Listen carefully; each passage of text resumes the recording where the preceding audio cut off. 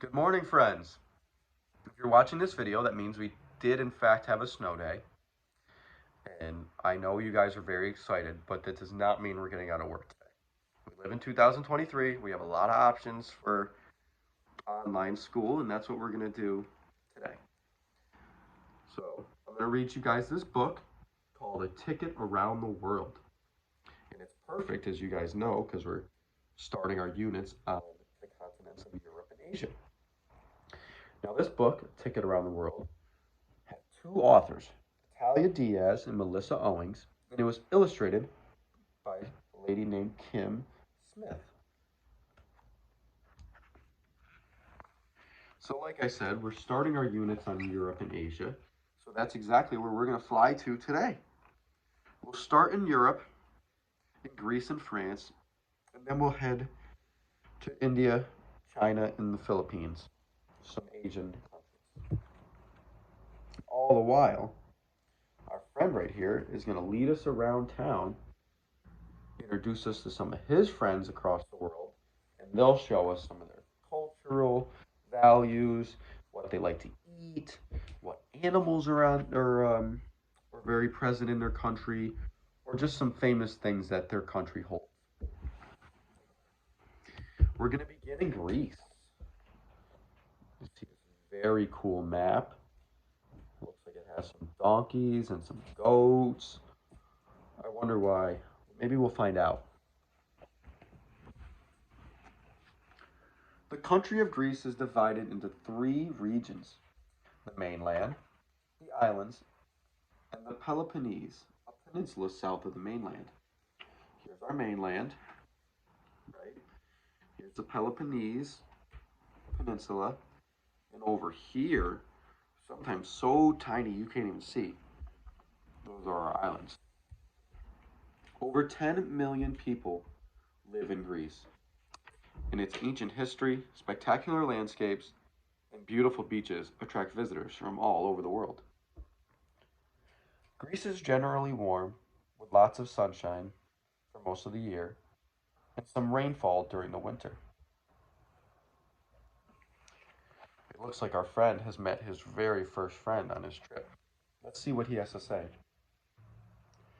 Goisas. That means hello in Greek. Hello from Greece, where I'm visiting my friend, Konstantinos. He lives in Fara, a city on the island of Santorini, about 120 miles away from Greece's mainland. If you look really close, he lives in this little tiny island right there.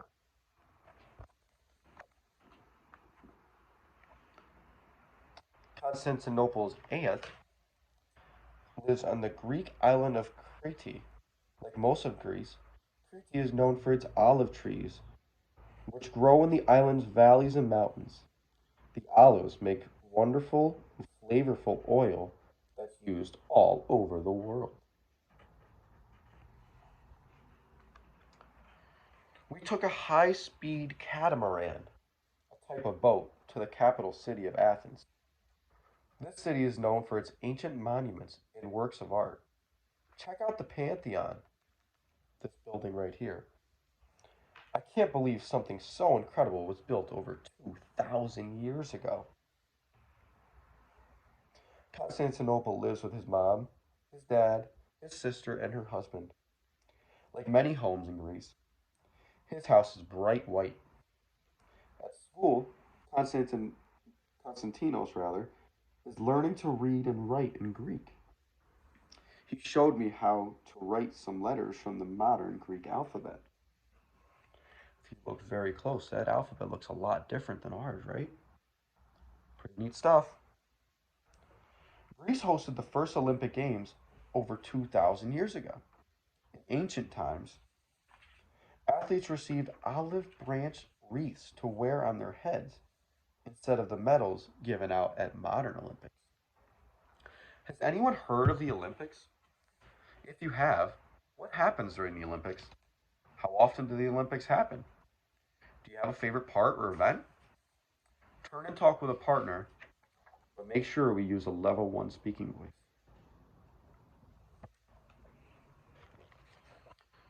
After our time in Greece, we fly to France, a very, very fancy country.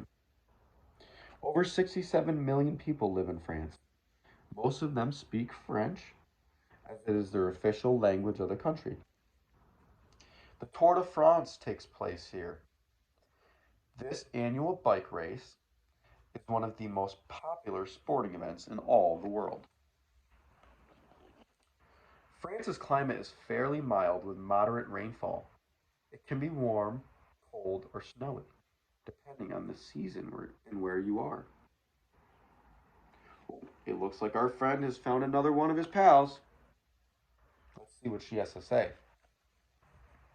Bonjour! In France, I stay with my friend Leonie. She lives in Paris, the capital city. Leonie's mom was born in a region of France called Normandy. There are many dairy farms there that produce well-known French cheeses like Cabaret and Brie. Leonie lives with her mom, her dad, and her sister in a building that was built hundreds of years ago. Paris is a very old city with many historic buildings and monuments. Look at our map. Look at this delicious cheese, although it probably doesn't smell that great, but that's neither here nor there.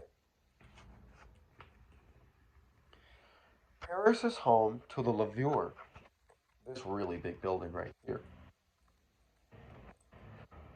The Louvre is one of the most visited museums in the entire world. It houses the Mona Lisa, a very famous painting by Leonardo da Vinci, rather. It took us an entire day just to see half of this huge museum. After the Louvre, Leonie and her friends took me to the famous Eiffel Tower. A trip to the top meant standing in line for a long time, but the view of Paris from above was well worth the wait. Look at how big the Eiffel Tower is. Holy smokes. I traveled by plane, or by train rather, with Leonie and her family to Versailles, which is just outside of Paris. Her mom packed a picnic: ham, cheese, and a popular French bread called a baguette. There are many ways to get around Paris. We mostly rode the Paris Metro, Paris' subway system, kind of like we have in New York City. But biking is also very popular. Leonie rides her bike to school every day. So, those are a couple of countries on the continent of Europe. Now, we're going to fly a little bit more west. We're going to head to Asia. The first country we're going to look at in Asia is India. Here's India. India is a large country in the southern part of the continent of Asia. Over 1 billion, with a B, people live here, and many languages are spoken, including Hindi, Bengali, Urdu, and even English. A few hours from the capital of New Delhi, you'll find the famous Taj Mahal, a 300-year-old monument visited by millions of tourists every day. Here's a picture of the Taj Mahal. It may not look very big on our map, but it is very, very big. Ooh, try a little harder there. Much of India can get very hot.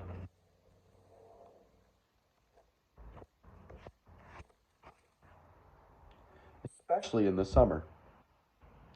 And at certain times of the year, parts of the country experience heavy rainstorms called monsoons. Monsoon is kind of a funny sounding word. Have any of you heard of it? If you haven't, I want you to pick a partner quietly, and I want you two to grab a dictionary to look up what it means. Do you think monsoons are good or bad? Once we come back together, I'll show you a quick video of monsoon. Maybe when we get back in school.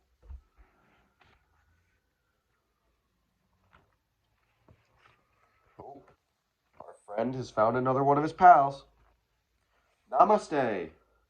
This is a respectful greeting in Hindi.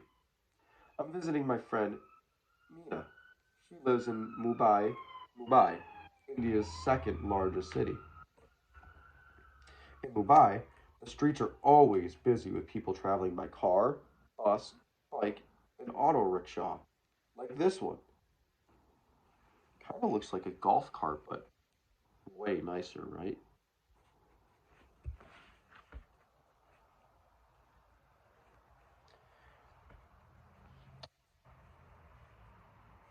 Sundarbans National Park in eastern India has the largest mangrove forest in the entire world. These trees live where the land meets the ocean. The park's tiger reserves is home to about 100 Bengali tigers. Oh boy. Mina and I went to a Bollywood movie. These Indian films are popular all over the world. I especially loved the singing and dancing. Look at this guy. He's having a good old time, huh? Mina lives in an apartment with her mom, her dad, and her daddy, or grandma. After school, Mina helps her daddy make dinner. Tonight, I help too. We made a delicious chicken dish called Lord Makhana. Fruits such as bananas and mangoes can grow in India's hot climate. So maybe their climate is something similar to a southern country in the U.S. We celebrated Halal or Holi, the Hindu festival of colors. On the third day of Holi, called Parva, we threw wonderful, colorful powder and water at one another. This is a way of welcoming spring. Look, he got one right in the face. I hope it didn't hurt. So, now we are going to fly a little bit north to another very big country, China.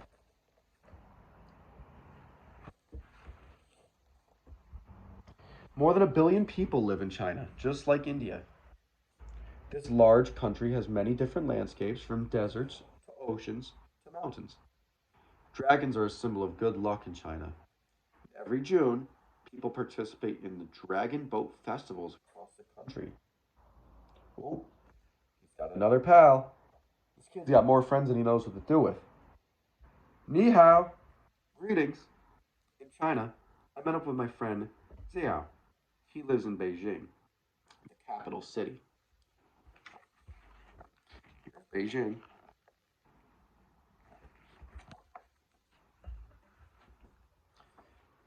Beijing is a big, bustling city, and we use bicycles to get around. Xiao and his family shop for fish, fruit, and clothes at the market. I bought a red embroidered silk shirt and matching shoes. Market vendors also sell noodles, beans, and toys. Look at his new clothes. He got a new wardrobe. And that's a very typical dress in China for young boys. Because China is so large, weather conditions vary on the region. The south has an extremely warm climate, while the northeast hardly has a summer at all. Sounds a lot like us.